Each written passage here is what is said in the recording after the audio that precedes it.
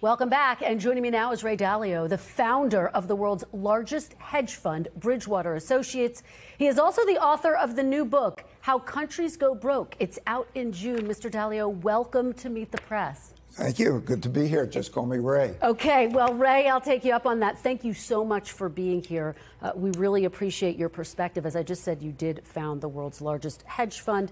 You have been in this field for more than 50 years.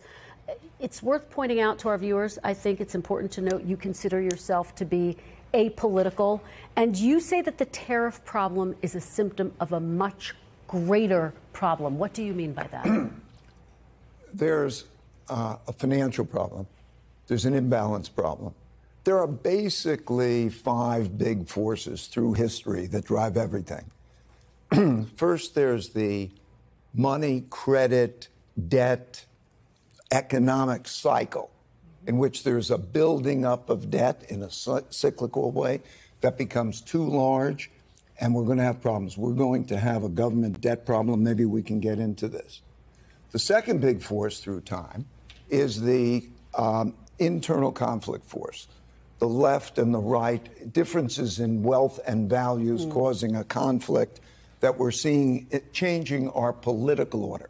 So the first is changing our monetary order. The second is changing our political order internally. And then the third is the great world order, how countries deal with each other. When there's a rising power challenging the existing power, and now we are going from multilateralism, which is largely an American world order type of thing, to a unilateral world order in which there's great conflict.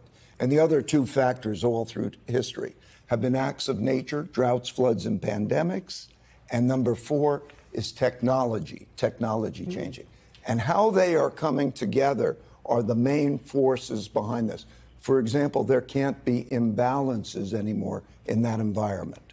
Do you think that President Trump's tariffs are exacerbating what you are describing, this complicated mix of challenges that the world is facing? I think it's just a function of how well they're handled. You know, it's a reality that it's a desire to bring in tax revenue from that. It's a reality that we would like to build manufacturing and jobs here. This is a reality. That's how that's done, whether that's done in a practical way, whether that's done in a stable way, whether that's done with quality negotiations in which that's a mutual problem, or whether that's done in a chaotic and disruptive way that produces great conflict, makes all the difference in the world. Based on what you're seeing right now, do you think that these tariffs are being carried out in a practical way or a chaotic way? I think we'll see. So far, very disruptive. Right? And so we don't know what the numbers are. But that could be part of a process, right? It depends where we are at the end of the 90 days. Because what was put there is like throwing rocks into the production system. And those impacts would be enormous in terms of the efficiency of the whole world. Great cost. I want to ask you about something that's on a lot of people's minds, your predictions for the future. And I want to start with the R word. I know you think this is just a piece of it. Of course, I'm talking about a recession. Do you think it is likely that the United States will dip into a recession because of President Trump's tariffs? I think that right now we are at a decision-making point and very close to a recession. And I'm worried about something worse than a recession if this isn't handled well. A recession is 2 negative quarters of GDP, and whether it goes slightly there, we always have those things. We have something that's much more profound. We have a breaking down of the monetary order. We are going to change the monetary order because we cannot spend the amounts of money, so we have that problem. And when we talk about the dollar and we talk about tariffs, we have that. We are having profound changes in our domestic order, how ruling is existing, and we're having profound changes in the world order. Such times are very much like the 1930s. I've studied history, and this repeats over and over again. So if you take tariffs, if you take debt, if you take the rising power challenging the existing power, if you take those factors and look at the factors, those changes in the orders, the systems, are very, very disruptive. How that's handled could produce something that is much worse than a recession, or it could be handled well. Let's take the debt situation. Yeah. I'm sorry, go ahead. Well, very quickly, because I want to be very specific about what you mean. You're saying worse than recession. You're saying this is reminiscent of the 1930s. We should tell our viewers you correctly predicted the 2008 financial crisis. What is your prediction for where the country is headed right now? Right now, we're at a juncture. Let's take the budget. If the budget deficit can be reduced to 3% of GDP, it will be about 7% if things are not changed.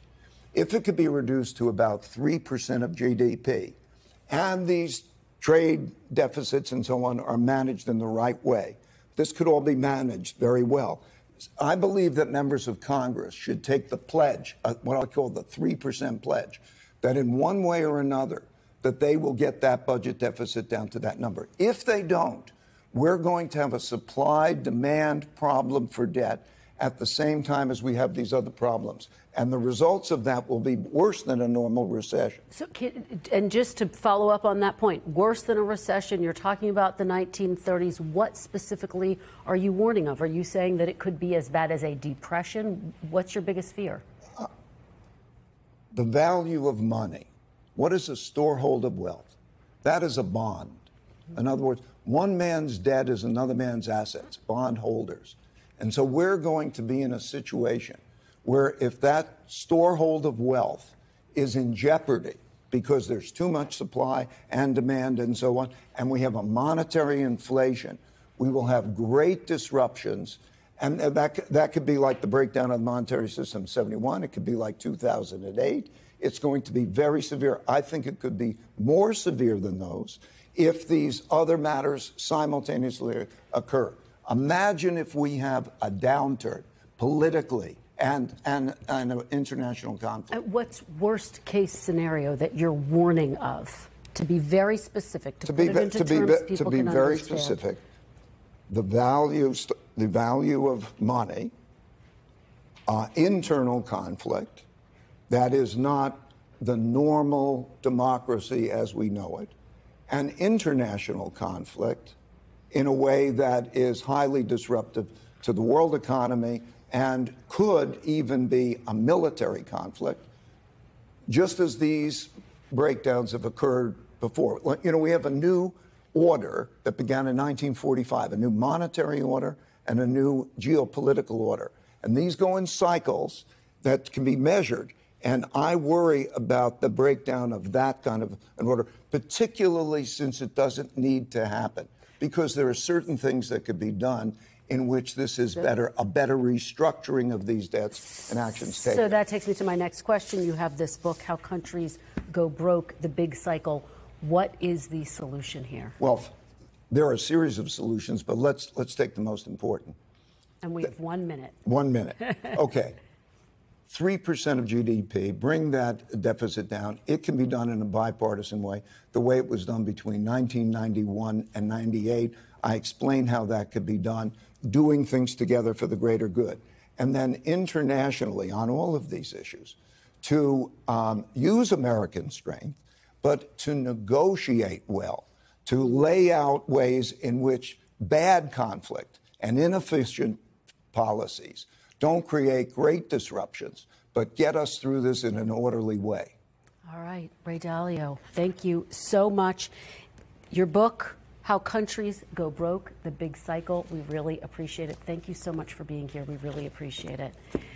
Thanks for watching. Stay updated about breaking news and top stories on the NBC News app or follow us on social media.